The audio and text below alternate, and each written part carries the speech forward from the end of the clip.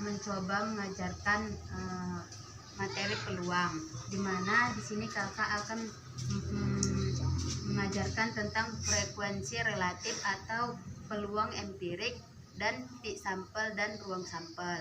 Nah, di sini kita lihat yang pertama ada frekuensi relatif, di mana frekuensi relatif itu adalah perbandingan antara banyaknya kejadian dengan banyaknya percobaan. Nah, di sini ada rumus frekuensi relatif sama dengan banyaknya kejadian N per banyaknya percobaan. Nah, nanti kalau misalnya ada soal, kita mencarinya dengan rumus ini. Nah, di sini ada contohnya tentang frekuensi relatif tadi. Nah, di sini ada sebuah koin dilempar sebanyak 20 kali dan munculnya sisi gambar sebanyak 5 kali. Tentukan peluang empirik munculnya sisi gambar. Nah, di sini kan ada kakak bawa nih koin kan. Nah, kita misalkan lah, ini sisi gambar, ini sisi angkanya lah kan.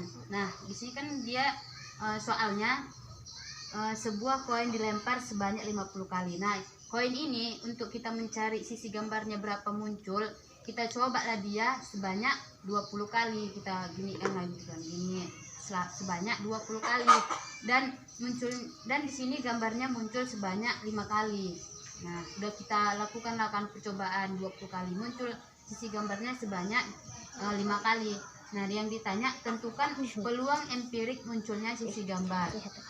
Nah, di sini ada sebelumnya kita ketahui rumus dari frekuensi relatifnya itu yang ini kan, banyaknya kejadian N per banyaknya percobaan. Nah, di sini berapa banyaknya kejadiannya? Banyak kejadiannya di sini ada 5. Ini kan sisi gambarnya 5. Berapa kali percobaan yang dilakukan untuk menghasilkan sisi gambar? Sebanyak 20 kali. 20.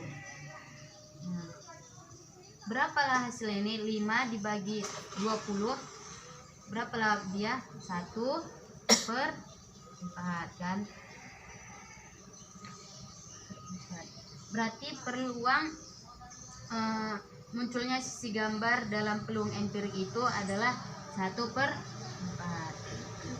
Nah, inilah kita coba gitu kan sebanyak 20 kali, maka peluang gambarnya muncul itu 1/4. Selanjutnya kakak akan menjelaskan tentang titik sampel dan ruang sampel. Adapun di sini ruang sampel adalah kumpulan dari suatu percobaan atau kejadian. Titik sampel adalah anggota-anggota dari ruang sampel. Sedangkan kumpulan dari beberapa titik sampel disebut kejadian. Banyaknya ruang sampel disimbolkan dengan NS. Nah, untuk mencari ruang sampel itu di sini ada 3 cara. Yang pertama itu menyusun anggota ruang sampel. Yang kedua, menyusun anggota ruang sampel dengan diagram pohon. Yang ketiga, menyusun anggota ruang sampel dengan tabel. Di sini ada contoh kita menyusun ruang sampelnya menggunakan tabel. Contohnya yaitu jika kita melemparkan 2 koin sekaligus, maka pada masing-masing koin akan ada 2 kemungkinan kejadian yang munculnya yaitu A, G. Jika kita susun dalam sebuah tabel, maka bisa kita dapatkan hasilnya seperti ini. Ini dia tabelnya. Kita lihat koin 1 dan koin 2. Kita susun AG-nya seperti ini. Maka ruang sampelnya adalah S, A, AA, AG, GA, GG. Nah, hasil dari titik sampelnya itu tadi kan kita simbolkan titik sampel itu dengan NS. Hasilnya adalah 4. Kenapa 4? Karena 1, 2, 3, 4. Maka titik sampelnya itu adalah 4. Assalamualaikum warahmatullahi wabarakatuh. Saya Eva Lutfiah dengan NIM 0305181015 dari kelas pendidikan matematika 4 semester 6. Dan ini perkenalkan adik saya. Hai, nama saya Ardian. Sebelumnya Ardian sudah tahu belum contoh peluang dalam kehidupan sehari-hari? Belum. Belum Jadi contoh peluang dalam kehidupan sehari-hari itu ada beberapa. Yang pertama ialah koin, dan yang kedua ialah dadu. Sudah mengerti contoh peluang dalam kehidupan sehari-hari? Nah, kira-kira Ardian sudah tahu belum tentang konsep peluang? Belum. Nah, peluang adalah sebuah kesempatan. Dalam matematika, peluang diartikan sebagai kemungkinan yang mungkin terjadi atau muncul di sebuah peristiwa. Misalnya, kita ingin mengetahui seberapa besar peluang munculnya angka 5 pada pelemparan satu buah dadu. Nah, baiklah, di sini kita akan belajar tentang rumus-rumus peluang matematika. Pernah dengar permutasi dan kombinasi? Belum. Permutasi dan kombinasi merupakan rumus-rumus peluang dalam matematika. Yang pertama yang kita bahas yakni permutasi. Permutasi adalah banyaknya cara untuk menyusun sebuah susunan dari beberapa anggota bangunan dan memiliki penggunaan dalam penyusunannya. Bisa kita lihat di sini.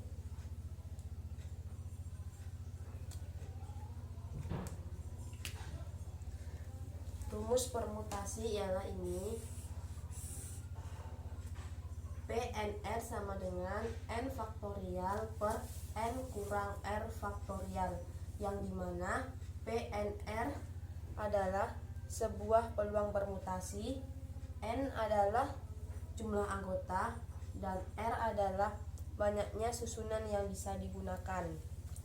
Langsung saja ke contoh ya. Terdapat 8 orang yang sedang bermain bersama. Dalam permainan tersebut disediakan 4 kursi kosong dan 1 kursi yang telah diisi. Berapakah banyak susunan yang bisa dibuat dari sisi anak yang belum duduk? Diketahui di sini N-nya sama dengan 7 dan R-nya sama dengan 3. Lalu kita masukkan rumusnya, PNR sama dengan N faktorial per N kurang R faktorial. Kita masukkan P 7,3 sama dengan 7 faktorial per 7 kurang 3 faktorial. Sama dengan 7 faktorialnya kita jabarkan menjadi 7 kali 6 kali 5 kali 4 faktorial. 4 faktorial ini didapat dari 7 kurang 3 faktorial. Hasilnya ialah 210 cara. Yang kedua ialah kombinasi. Kombinasi adalah aturan menyusun beberapa anggota dari suatu himpunan tanpa memperhitungkan urutan. Rumus kombinasi ialah ini. CNR sama dengan N faktorial per N kurang R faktorial kali R faktorial, yang dimana CNR adalah banyaknya peluang kombinasi, N adalah banyaknya jumlah anggota, R adalah banyaknya susunan yang dapat dihitung. Langsung saja ke contoh. Pada sebuah kotak terdapat 20 buah bola yang terdiri dari 8 bola berwarna merah, 7 buah bola berwarna putih, dan sisa bola berwarna hitam.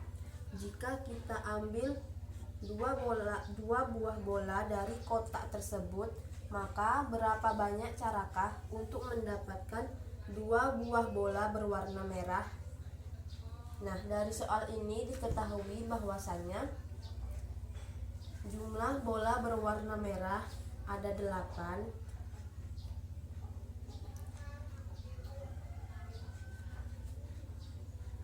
dan R-nya sama dengan 2. Langsung saja kita masukkan ke rumus. CNR sama dengan N faktorial per N kurang R faktorial kali R faktorial sama dengan 8 faktorial per 8 kurang 2 faktorial kali 2 faktorial. 8 faktorialnya kita jabarkan menjadi 8 kali 7 kali 6 faktorial. 8 kurang 2 faktorial sama dengan 6 faktorial kali 2 faktorial sama dengan 8 kali 7 per 2 kali 1 sama dengan 56 per 2 sama dengan 28 cara. Jadi banyak cara untuk mendapatkan dua buah bola berwarna merah. Ada 28 cara. Apakah sampai di sini mengerti? Mengerti. Baiklah.